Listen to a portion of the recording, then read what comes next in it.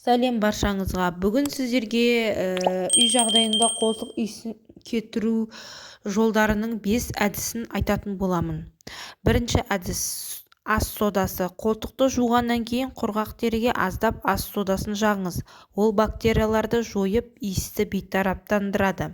Қаласаңыз соданы лимон шырынымен араластырып 5 минутқа қолтыққа жағып, кейін жуып тастауға болады. Екінші тәсіл лимон. Лимон қышқылы бактерияларды өлтіреді. Жарты лимонмен қолтықты сүртіп, 10-15 минуттан кейін жуып тастаңыз. Бірақ егер теріде жара немесе тітіркену болса, бұл әдісті қолданбаған жөн. Сірке суы.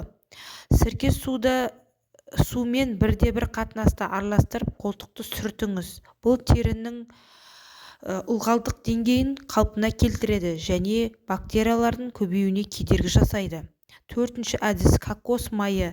Табиғи антисептикалық қасиеті бар. Жуынғаннан кейін аз мөлшерде жағып қойыңыз.